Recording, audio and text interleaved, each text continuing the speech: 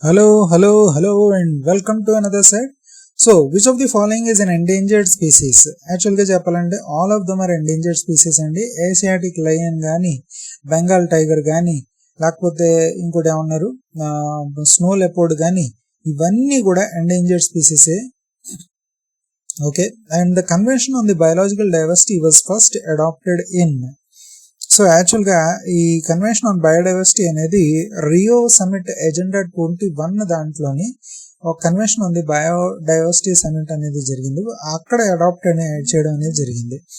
Okay, and next, which of the following are the examples of the ex situ conservation. Ex situ conservation అంటే the animals are the are protected outside their habitats, protected outside their habitats, వాటి ఇంటికి బయట వెలుపల మనం పెడుతూ ఉంటాం. So botanical gardens కానీ లేకపోతే క్రయో ప్రిజర్వేషన్ కానీ, I think these come under the ex situ conservation అండి. వైల్డ్ లైఫ్ శాంచురీస్ కానీ లేకపోతే నేషనల్ పార్క్స్ కానీ ఈ రెండు కూడా ఇన్సిటు కన్జర్వేషన్ అండి. So 1 and 2 are the only things. So దాన్ని బట్టి ఇదండి మెయిన్ ఆన్సర్ వచ్చేసరికి.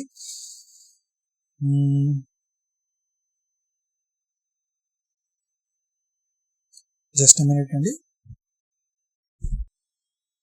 సో లెట్స్ కంటిన్యూ అండి. సో వీడు ఏమంటున్నాడు ఇక్కడ మనకి దీస్ ఆర్ ది ప్రొటెక్టెడ్ చెప్పేసాం కదా. ఇక్కడ మీకు ఇంకోటి విషయం చెప్పాలి, ఏ సమిట్లోని ఏమేమి జరిగాయి అసలు అన్నది మనం ముందర తెలుసుకోవడం అనేది చాలా ఇంపార్టెంట్ అనేది. ఎందుకంటేనండి first time UNEP United Nations environment programme అన్నది ఈ 1972 స్టాక్ హోమ్ సమిట్ లో జరిగిందండి. ఈ రియో ఎర్త్ సమిట్ లో ఎజెండా 21 ప్రకారంతో పాటు convention on biodiversity, United Nations framework on climate change ఇది కూడా అడాప్ట్ చేసుకోవడం జరిగిందండి. 2002 యోహాన్స్బర్గ్ అనేది రియో 10+ అంటే వాళ్ళు కలిసినప్పుడే ప్రతి 10 ఏళ్లకి ఇలా ఒకసారి కలుద్దాము, దాన్ని బట్టి మనం ఎన్ని ఎజెండాలు సాటిస్ఫై చేసాము, ఏం చేసాము అన్నది మాట్లాడుకుందాం అన్న ఉద్దేశంతో యోహాన్స్బర్గ్ లోని 2002+ సమిట్ అనేది పెట్టారు. నగోయా వచ్చేసరికి 2010లోని ఇది మెయిన్ గా యాక్సెస్ అండ్ బెనిఫిట్ షేరింగ్. అంటే ఒక పూర్ కంట్రీలోని ఉన్న ఏదైనా ఒక మెడిసిన్ ని తీసుకుని దాన్ని ప్రాఫిటైజ్ చేసుకుంది అనుకోండి ఒక కార్పొరేట్ కంపెనీ, ఖచ్చితంగా ఆ పూర్ కంట్రీతో ఆ ప్రాఫిట్ ని అది షేర్ చేసుకుని తీరాల్సిందే. ఇది నగోయా ప్రోటోకాల్ యొక్క ముఖ్య ఉద్దేశం. Okay, so those are the main importance, ఇది మీరు గుర్తుపెట్టుకోవాల్సింది. Next, the hotspots of the biodiversity are the regions with high endemism and high threat. నిజమేనండి, Norman Myers developed the hotspot concept in 1988. నిజమేనండి, ఈయన hotspot definition ఏంటంటే at least 1500 endemic species of the vascular plants ఉండి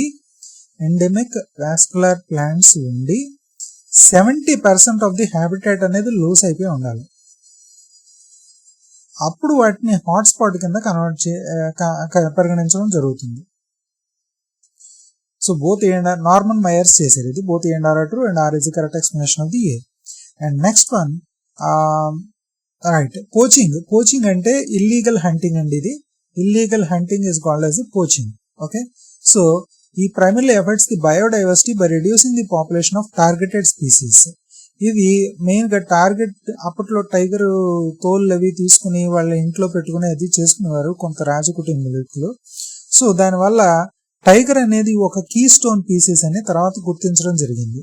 key stone species అని అంటే ఈ ecosystem మొత్తాన్ని కూడా ఒక ఆర్చ్ కింద పోల్చుకున్నారు. ఈ ఆర్చ్ లో ఎక్కడ సపోర్ట్ ఉంటే ఈ మధ్యలో ఒక రాయి ఉంటుంది చూడండి, లేదా మిడిల్ సెక్షన్ ఉంటుంది చూడండి, దాన్ని కీ స్టోన్ అని అంటారు. అప్పట్లో రాళ్లతో ఈ ఆర్చెస్ ని పెట్టుకునేవారు. సో రాళ్లతో ఇలా పెట్టుకుంటూ ఉంటే కనుక మధ్య రాడు ఏదైతే ఉందో దాన్ని కీ స్టోన్ స్పీసీస్ అంటారు. సో మెయిన్ గా లోడ్ అంతా కూడా ఎప్పుడు సపోర్ట్సే కాస్తున్నా కూడా ఈ కీ స్టోన్ ఒక్కదాన్ని తీస్తే ఆర్చ్ మొత్తం కూలిపోయింది. సో టైగర్ కూడా ఒకసారి పాపులేషన్ లేకపోతే గనక ఈ ఎకోసిస్టమ్ అనే ఆర్చ్ మొత్తం కూలిపోతుంది. అందుకని టైగర్ ని కీ స్టోన్ స్పీసీస్ కింద గుర్తించడం అనేది జరిగింది. Which of the following is not a hotspot biodiversity that includes parts of India? Sundaland అంటే అండమాన్ అండ్ నికోబార్ ల్యాండ్స్ అండి. ఇండోబర్మా అంటే మన north eastern region. Western Ghats మనకు ఆల్రెడీ తెలుసు. కాకేసస్ అని మాత్రం మనది హాట్స్పాట్ బయోడైవర్సిటీ కాదు. In the trans Himalayan hotspot biodiversity. The pyramid of energy in an ecosystem is always, చెప్తున్నాడు కదండి, ఎనర్జీ పిరమిడ్ అంటేని ఎప్పుడు అప్రైట్, ఆల్వేస్ అప్రైట్, గుర్తుపెట్టుకోండి. Next, match the following producers are the ones green plants. 1 is B. Consumers ఎవరండి? Herbivores, primary consumers. Secondary consumers ఎవరండి? Carnivores. So 1B, 2A, 3C. Which of the following threats to the biodiversity is caused by human activities like mining and the dams? So వీటి వల్ల main గా వచ్చేసరికి deforestation అవుతుందండి. ఎందుకంటే ఈ mining dams ఎక్కువగా కూడా జరిగేది ఫారెస్ట్ ఏరియాలోనే ఎక్కువగా అనేది చేయాల్సి వస్తుంది. సో అందుకనే ల్యాండ్ డైవర్షన్ కోసం, పోలవరం చూడండి, ల్యాండ్ డైవర్షన్ కోసం ఎక్కువగా ఆయన రాజశేఖర రెడ్డి గారు ల్యాండ్ కన్వర్షన్ కోసం సెంట్రల్ గవర్నమెంట్ ని అడిగి ఆ ల్యాండ్ కన్వర్షన్ ని మామూలుగా చేసి అక్కడ ఉన్న హ్యాబిటాట్ లాస్ అది అవ్వకుండా, లేకపోతే అక్కడ ఉన్న వాళ్ళకి ఇలా చేయడానికి ఇవన్నీ కూడా జరుగుతుంది. పీపుల్స్ చంద్రబాబు నాయుడు కూడా అదే చేస్తున్నారు ఆయన కూడాను. సో ఇదంతా చెయ్యాలి అంటే కనుక సెంట్రల్ గవర్నమెంట్ తో సహోద్యత, వాళ్ళ కోఆపరేషన్ అనేది చాలా చాలా ముఖ్యం, ఎంత ఉన్నా కూడా. Okay, next one, the carbon sequestration in the forest primarily occurs through. Carbon sequestration అంటే ఏం లేదండి, fixing the atmospheric carbon into form of a tree carbon, that is organic carbon. Photosynthesis, biomass accumulation ద్వారా ఇది సాధ్యం అవుతుంది. Which of the following is an endemic species of the India? Endemic species అంటే ఇది బయటికి తీసుకెళ్తే వెంటనే పోతుంది. ఇంకా అటువంటి ఎండెమిక్ స్పీసీస్ ఏది ఉంది అని అంటే కనుక మల్బార్ కివే అన్నది, ఇది వెస్టర్న్ ఘాట్స్ లో ఎక్కువగా ఉంటుందండి. మల్బార్ కివే అనేది వెస్టర్న్ ఘాట్స్ లో ఎక్కువగా నివసిస్తూ ఉంటుంది, ఎందుకంటే అది ఎండమిజం, దానికి అక్కడే బతకగలదు. సో మలబార్ కివే అన్నది. The main objectives of the convention of the biodiversity include the conservation of biodiversity, sustainable use of its components, fair and equitable sharing of the benefits from the genetic resources. I think it should be all of them. I think right, all of them are the true. Afforestation helps in the carbon sequestration, as trees absorb the CO2 during photosynthesis and store carbon in biomass. Which of the following is not an in situ conservation method? Not an in situ అంటే ex situ అని అర్థం. Ex situ conservation ఏముంటాయండి? National పార్క్సా? కాదు. Sacred గ్రూవ్సా? కాదు. Sacred grooves అంటే traditional గా వాటిని పరిరక్షిస్తూ ఉంటారు అక్కడ ఉన్న ట్రైబల్ పీపుల్స్. వాళ్ళకి ట్రెడిషనల్ ఇంపార్టెన్స్ తెలుసు. మీరు కాంతారా సినిమా చూసి ఉంటారు కదా, అటువంటిది అలాగా. So gene banks, that is an ex situ conservation, gene banks అనేది. నెక్స్ట్, వైల్డ్ లైఫ్ సాంచురీస్ కూడా కాదు. ఓకే, సో జీన్ బ్యాంక్స్ అది ex situ conservation. The correct sequence in the typical food chain is first producers ఉంటాడు, తర్వాత herbivores, తర్వాత carnivores, తర్వాత decomposers. So B is the right answers. Which of the following are the threats to the forest in India? Forest కి ఏవేవి threats అని అంటే కనుక shifting cultivation, development projects, over grazing, all of them are the threats to the India అండి. అదే threats to the forest అండి.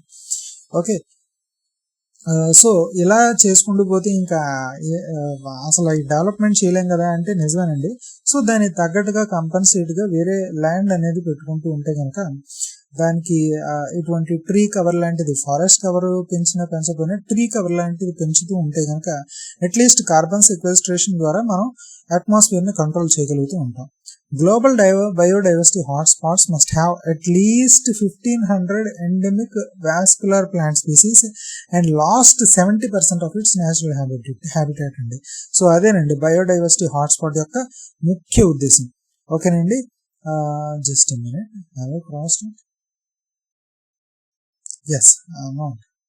Okay, ఇది Norman మైర్స్ చెప్పారు. Ecosystem diversity refers to the variation in the number of habitats అండి. ఇప్పుడు ecosystems చూడండి, forest ఉన్నాయి, desserts ఉన్నాయి, వెట్లాండ్స్ ఉన్నాయి, ఇవన్నీ కూడా ఎకోసిస్టమ్ డైవర్సిటీని ఇండికేట్ చేస్తూ ఉంటుంది. The forest regeneration contributes to the carbon sequestration by restoring the biomass and the soil organic కార్బనిజం అండి. Which of the following is an example of the man wildlife conflict in India? So దీనికి వచ్చేసరికి main గా ఇది crop riding by elephants. ఎందుకంటే అక్కడేమో వాటికి ఏవో తినడానికి అక్కడ ఉండే చోట్లోని ఆ చోటును నరికేసి వీళ్ళు క్రాప్స్ వేసుకుంటే ఆ ఎలిఫెంట్స్ అక్కడికి వచ్చి ఎప్పుడు కూడా చేస్తూ ఈ కాన్ఫ్లిక్ట్ అనేది జరుగుతూ ఉంటుంది. సో ఇది మ్యాన్ వైల్డ్ లైఫ్ కాన్ఫ్లిక్ట్ అండి. ఓకే, సో ఇక్కడతో మనం ఆపుదామండి. నెక్స్ట్ వీడియో మనం మళ్ళీ డిస్కస్ చేద్దాం. అంతవరకు సెలవు, టాటా, బాయ్ బాయ్, జై హింద్.